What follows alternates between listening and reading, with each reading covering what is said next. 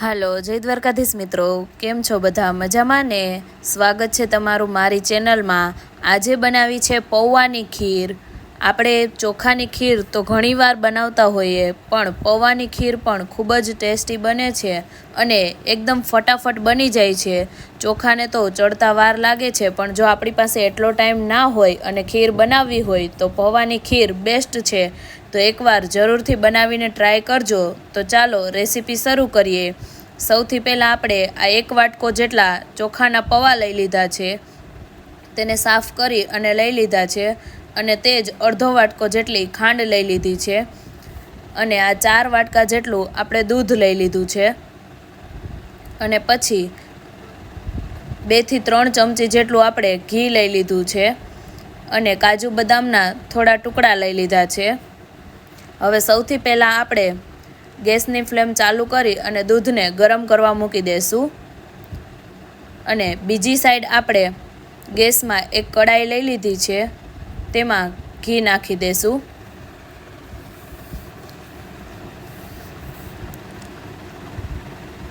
ઘી ગરમ થાય એટલે કાજુ બદામને આપણે ઘીમાં શેકી લેશું.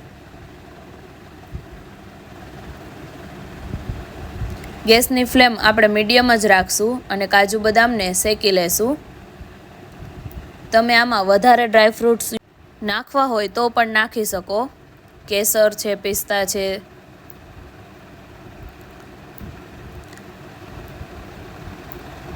આપણે થોડીવાર માટે કાજુ બદામને શેકવા દઈશું.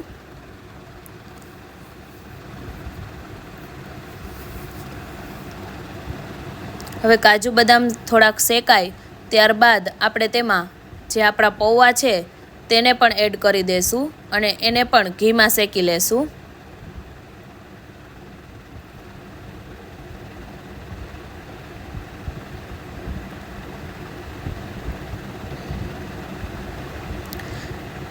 ડ્રાયફ્રૂટ્સને ઘીમાં શેકીને નાખવાથી તેનો સ્વાદ ખૂબ જ સરસ આવે છે.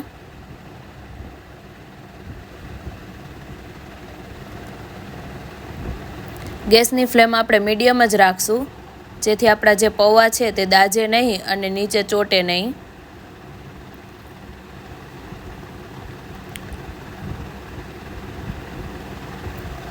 અને એક બાજુ આપણું દૂધ પણ ગરમ કરવા મૂકી દીધું છે આપણે.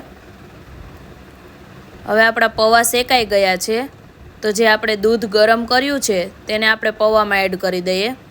અથવા તો તમે પૌવાને પણ દૂધની જે તપેલી હોય તેમાં એડ કરી શકો છો. અને હવે આપણે તેને થોડીવાર માટે પાકવા દેશું. ત્યારબાદ આપણી જે ખાંડ છે એને પણ આપણે ખીરમાં એડ કરી દઈએ.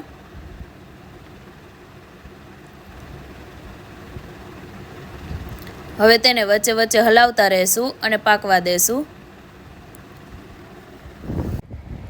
પૌવાની ખીર એકદમ ફટાફટ બની જાય છે, તેમાં વધુ કાંઈ સમય નથી લાગતો.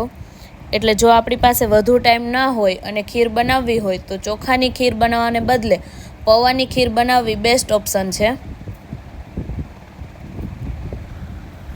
તો એકવાર જરૂરથી આ રેસીપી ટ્રાય કરજો અને કમેન્ટ કરીને જણાવજો કે તમને રેસીપી કેવી લાગી. હવે આપણે પૌવાને ચેક કરી અને એકવાર જોઈ લેશું. જો આપણા પૌવા એકદમ પાકી ગયા હોય તો આપણી ખીર તૈયાર છે.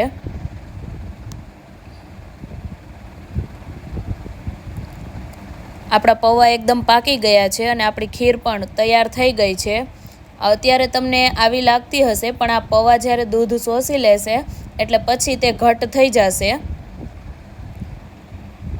આને ફ્રીજમાં રાખીને પછી ઠંડી ખાવાની ખૂબ જ મજા આવે છે અને તે પછી ઘટ પણ એટલી થઈ જાય છે. તો તૈયાર છે આપણી પૌવાની ખીર, જે ખૂબ જ ટેસ્ટી પણ લાગે છે અને ફટાફટ બનીને તૈયાર પણ થઈ જાય છે. તો તમે પણ જરૂરથી એકવાર ટ્રાય કરજો અને કમેન્ટ કરીને જણાવજો કે કેવી લાગી. અને વિડીયો ગમે તો લાઈક અને શેર કરવાનું ના ભૂલતા. અને ચેનલમાં નવા હોય તો સબસ્ક્રાઈબ પણ જરૂરથી કરી દેજો. અને આવા અનેક ગુજરાતી વાનગીઓના વિડીયો જોવા માટે અમારી ચેનલની એકવાર અવશ્ય મુલાકાત લેજો.